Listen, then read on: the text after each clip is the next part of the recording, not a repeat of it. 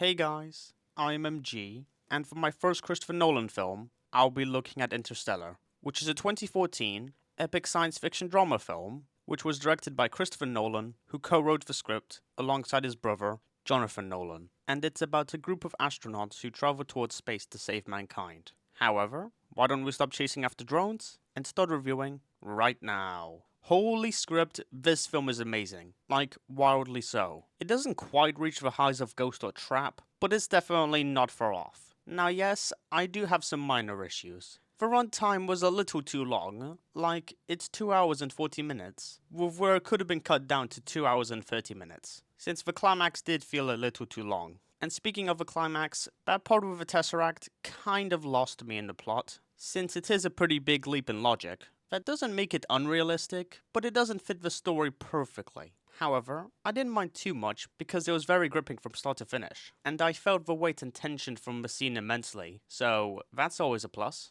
And my last minor issue is the villain, Dr. Mann. He's a perfectly decent antagonist, I like his sympathy, and Matt Damon captures his emotions really well, but I wish that his presence had a lot more purpose, since he more so acts like an obstacle to the main characters, without doing much more than that. And he has an interesting personality, so I would have preferred it if they fleshed that out more, to make his character better. But honestly, every other aspect of this film is done so well that these issues barely even matter for how I feel about this movie. First off, the visuals are undoubtedly excellent, with so many shots that just look absolutely gorgeous, with magnificent imagery and astounding visual effects of a spaceship and planets that make the style and look of this film much more compelling than it would have been otherwise, without these beautiful shots. That also greatly highlight the separation theme really well, so that's always appreciated. The action scenes are also impeccable, with all of them having so much tension all throughout, and they're a real blast to watch, with my favourite being the climax. Despite it losing me a little bit, it was no doubt incredibly effective, and the visuals of the Tesseract,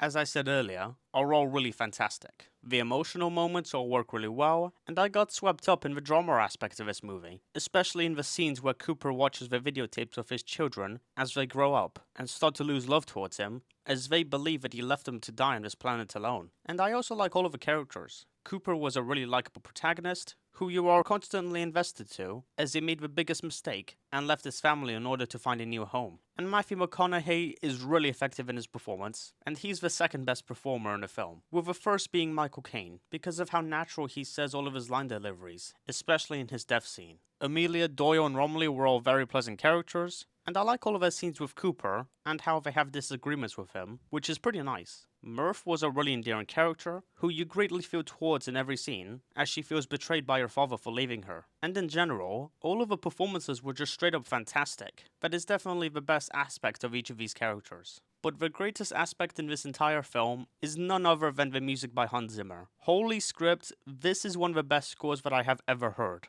It just manages to fit the sci-fi theme really well, while you're also creating a sense of tension and sadness in each scene it's playing in, and it's just really wholesome to hear. So, great stuff. And overall, I really understand the positive appeal of this movie, from so many fans, which just shows how Christopher Nolan is really great in his job, and I would highly recommend it for everyone to watch. So go ahead and watch it, and you will not be disappointed whatsoever. 9.1 out of 10. Goodbye everyone, and thank you for watching. Bye.